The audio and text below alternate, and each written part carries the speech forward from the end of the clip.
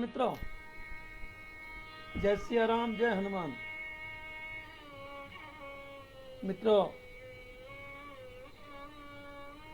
बड़े दुख के साथ कहना पड़ रहा है कि इस पटल के प्रणेता आदरणीय सत्यप्रकाश जी, डॉक्टर सत्यप्रकाश जी पांडे की दादी जी का निधन हो गया। मैं उन्हें सादर श्रद्धांजलि अर्पित करता हूं और ईश्वर से प्रार्थना करता हूं कि वे इन्हें इस वज्रपात को सहने की शक्ति दे। इन 3 महीनों में ये दूसरा वज्रपात उन पर है। कुछ दिन पहले ही उनके आदरणीय पिताश्री का देहांत हुआ था और अब ये दादी श्री का देहांत अपूर्णीय क्षति है। मित्रों, ये हमारा कर्तव्य बनता है कि उनकी अनुपस्थिति में हम इस पटल को निर्बाध चालू रखें। जो हमारा कर्तव्य है उसे हम निभाते रहें। इसी भावना के साथ मैं इस पटल पर उपस्थित हूं। मित्रों, मृत्यु अटल है। मनुष्य जब से जन्म लेता है तब से ही मृत्यु उसके साथ पीछा करती हुई सी लग जाती है। मृत्यु इस तरह से मनुष्य के पीछे रहती है, प्राणी के पीछे रहती है कि कब उसे अवसर मिले और कब वो बाज की तरह झपट्टा मार करके उसको अपने आगोश में ले ले। और मनुष्य अपनी कलाओं से, चतुराई से उस मौत को धोखा देता रहता है, मृत्यु को छलता रहता है। जब बालक होता है तो उसे कभी निमोनिया होता है, कभी बुखार होता है और हम उसे अपनी चतुराई से दवा दे करके अच्छा से अच्छा उपचार करा करके उसे बचा लेते हैं, स्वस्थ कर देते हैं। उसके पश्चात कुछ बच्चा बड़ा होता है, घर से बाहर निकलने लगता है, पैदल चलने लगता है। कभी सीढ़ियों से गिर करके उसे चोट लगती है और ऐसी चोट लगती है कि कई बार गंभीर अवस्था आ जाती है।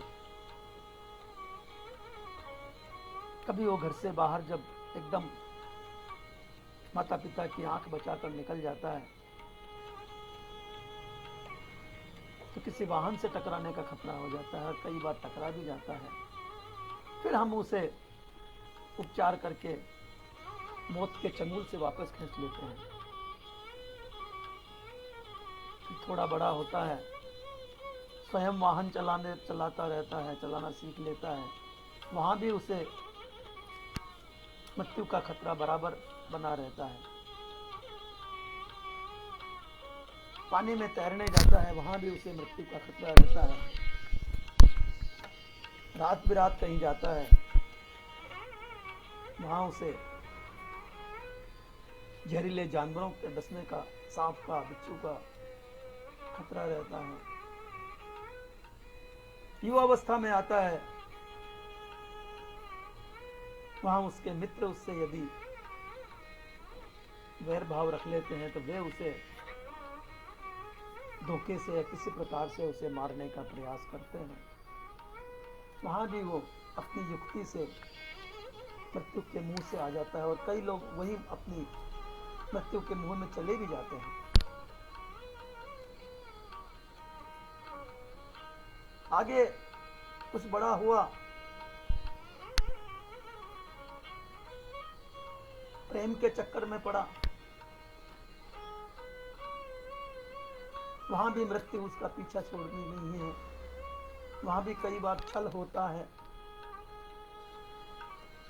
या तो वो जिससे प्रेम करता है उसका कोई दूसरा चाहने वाला आपसे वैर भाव रख करके, उस युवा से वैर भाव रख करके उसे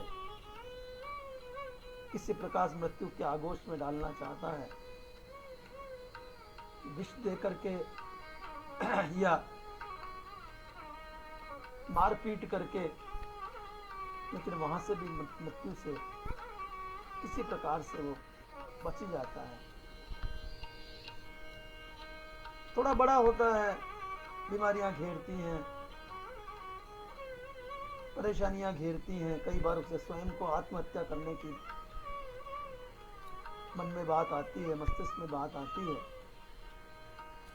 फिर उसका यदि विल पावर अच्छा है तो उस संकट की घड़ी से भी वो निकल जाता है। फिर और थोड़ा आगे जाता है और थोड़ा बड़ा होता है, जो ही वो 60 के आसपास पहुंचता है उसे बीमारियां घेरना प्रारंभ कर देती है। उच्च रक्तचाप, मधुमेह, पुरुष है तो प्रोस्टेट पुरुष ग्रंथि का रोग, महिला है तो उसे थायराइड का रोग, मोटापा, ये घेर लेते हैं और वो दवाओं के बलबूते पर, उपचार के बलबूते पर बचता रहता है, मृत्यु के चंगुल से निकलता रहता है। लेकिन मित्रों, आखिर एक दिन ऐसा आता है कि मृत्यु की विजय होती है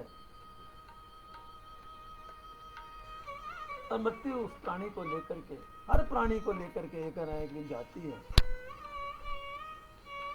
गीता में लिखा है, अर्जुन कह रहे हैं, कृष्ण कह रहे हैं अर्जुन को कि हे अर्जुन, इस संसार में जितनी भी वस्तुएं दिख रही है, जो नजर आने वाली वस्तुएं हैं, चाहे वो प्राणी है, पहाड़ है, पर्वत है, पेड़ हैं, पौधे हैं, ये बड़े बड़े इमारतें हैं, यहाँ तक कि जिस पृथ्वी पर हम खड़े हैं वो पृथ्वी भी एक ना एक दिन नष्ट होनी है।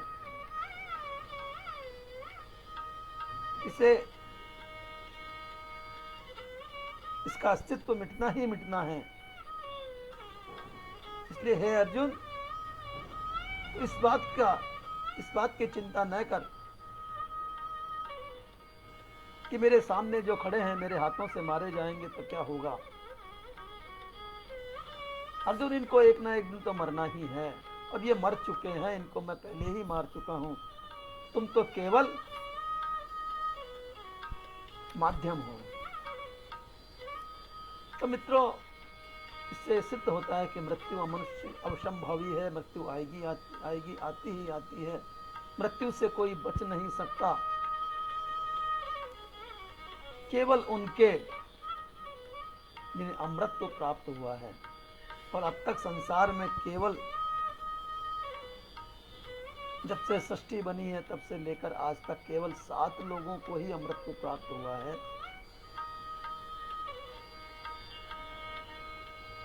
कहते हैं एक 8वें मार्कंडेय जी को भी अमृत प्राप्त हुआ भगवान शंकर की कृपा से, आशुतोष की कृपा से। लेकिन मित्रों, एक बात बता दूं कि जब महाप्रलय आएगी ये भी नष्ट होंगे। महाप्रलय में तो देवता भी नष्ट होते हैं, देवताओं का भी अस्तित्व खत्म हो जाता है। तो जो संसार में आया है उसका जाना उसी दिन निश्चित हो जाता है जिस दिन वो जन्म लेता है। जन्म बाद में लेता है, उसका पुनः लौट के आने का दिन, समय तारीख पहले ही निश्चित हो जाती है। यदि कोई आत्महत्या करके उस तिथि से पहले मरने का प्रयास करता है या मर जाता है, तो उसे फिर जब तक उसकी मरने की तिथि नहीं आती है, दिन नहीं आता, तब तक उसको कहते हैं इस पृथ्वी पर ही भटकना पड़ता है। उसका केवल शरीर नष्ट होता है, उसकी आत्मा, उसको लेने के लिए मृत्युलोक से कोई नहीं आता। मृत्युलोक से उसे लेने के लिए तभी यमराज आएंगे। जो दिन उनको मुकर्रर किया गया है उससे पूर्व में नहीं आते हैं। कहते हैं कि किसी की उम्र का, आयु का एक तिल भर भी समय कोई ना तो बढ़ा सकता है ना घटा सकता है। ये वेदों की वाणी है। इसलिए हमें यदि कोई प्राण त्यागता है तो लोक रीति है, लोक नीति है कि हमें दुख होता है। जब हमारा प्रिय बिछड़ता है तो हमें दुख होना प्राकृतिक नियम है, लाजमी है, मनुष्य धर्म है। विलाप भी होता है, दुख भी होता है। लेकिन मित्रों, थोड़े दिनों बाद फिर वही ढर्रा मनुष्य, ईश्वर ने मनुष्य मस्तिष्क ऐसा बनाया है कि धीरे धीरे ये सब कुछ भूल जाता है। बड़े बड़े सदमे भूल जाता है, बड़ी बड़ी बातें, बड़े बड़े कांड भूल जाता है।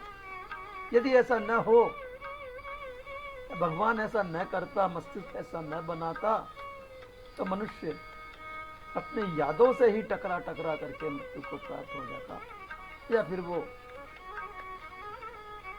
पागल हो जाता, विक्षिप्त हो जाता। इसलिए भगवान ने मनुष्य मस्तिष्क ऐसा बनाया है कि वो समय अनुसार सब कुछ भूल जाता है। जिस दिन मृत्यु होती है उस दिन कोई और बात होती है, दूसरे दिन कुछ और बात होती है, तीसरे दिन कुछ और बात होती है, और इस तरह करते करते करते करते 12 दिन 15 दिन बाद, दशोगात्र के बाद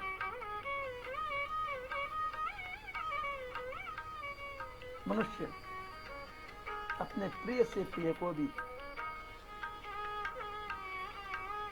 भूलने लगता है। और 12 महीने में तो, या उससे पहले ही, उसकी स्मृति में से धीरे धीरे वो प्राणी ओझल होने लगता है, और वही मनुष्य अपने जीवन के नित्य क्रम करने लगता है, अपने जीवन के ढर्रे पर उसी लाइन पर चलने लगता है। तो मनुष्य ये भी नहीं सोचना चाहिए हमें कि हमारे बिना कार्य नहीं चलेगा। यदि हम कई बार सोचते हैं कि अरे हमें मृत्यु प्राप्त हो गई तो हमारे बच्चों का क्या होगा, हमारे पोतों का क्या होगा, हमारे रोजगार का क्या होगा, हमारे इतने बड़े बिजनेस का क्या होगा, व्यापार का क्या होगा, हमारी इतनी बड़ी संपत्ति को हमारे बच्चे कैसे संभालेंगे। ऐसा कुछ नहीं है। ईश्वर एक चीज छीनता है तो 4 चीजें पूर्व में ही पैदा कर देता है।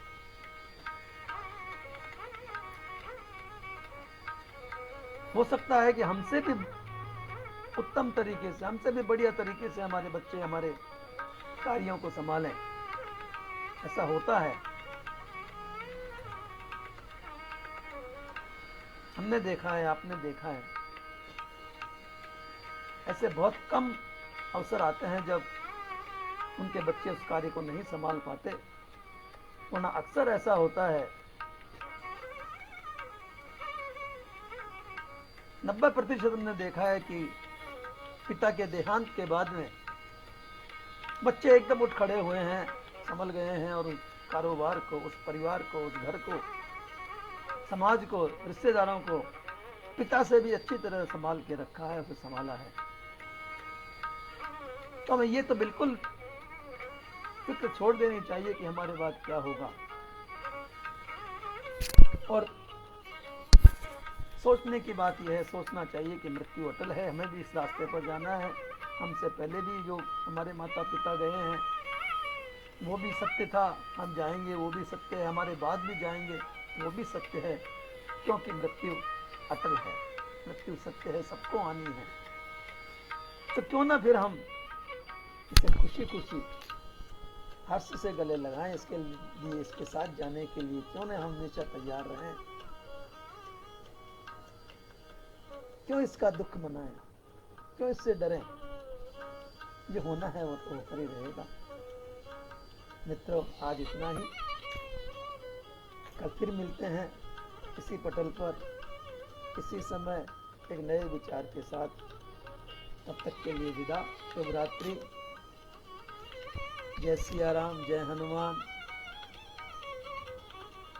जय भारत, जय हिंदुस्तान।